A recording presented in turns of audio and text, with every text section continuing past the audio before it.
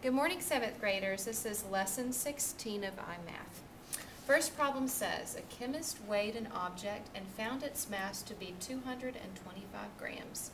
The object's actual mass is 250 grams. What was the chemist's percent of error? Remember the M&M lab we did, guys? That was what percent of error was all about. So remember that the formula for it is we find the absolute value of the actual, in this case the mass, minus what was measured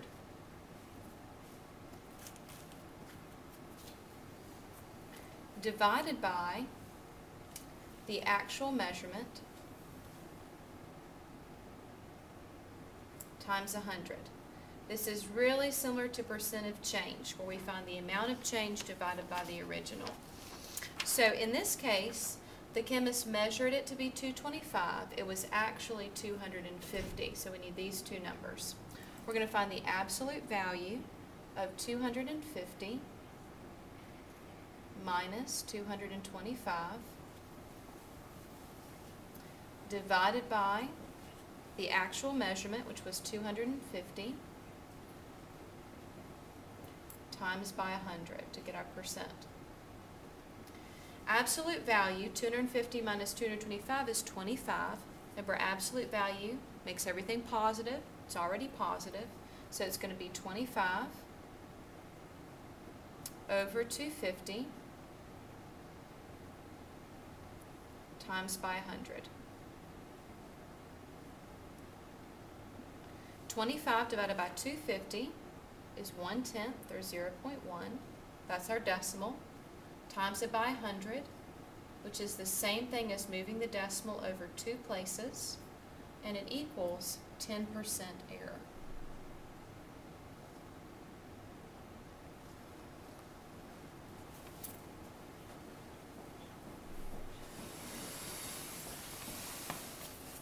Okay, number 2 says the length and width of a rectangle is 15 centimeters and 12 centimeters respectively.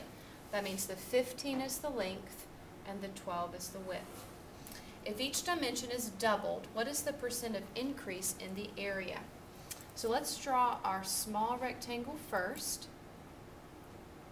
The original rectangle is 15 centimeters by 12 centimeters. So to find the area of the small rectangle, I'm going to do length times width. So that's 15 times 12, which is 180. We're going to increase each dimension by doubling it. So imagine a bigger rectangle around it. That's twice the size. This one is not a 12 by 15 times 12 by 2. This is 24. Times 15 by 2, and this is 30. Okay, so our next rectangle, our bigger one, still area equals length times width. 30 times 24,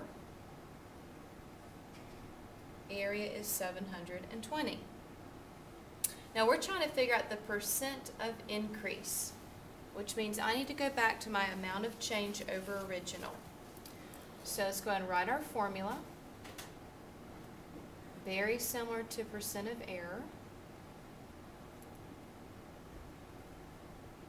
Numerator is amount of change, how much it went up or down, divided by the original.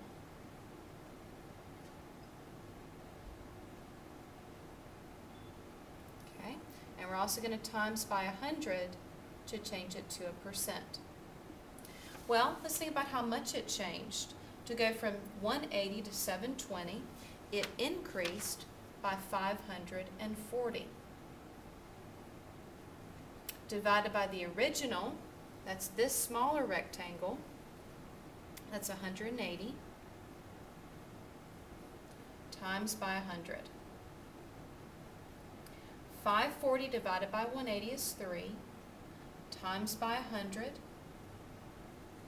means that the percent of increase is 300%.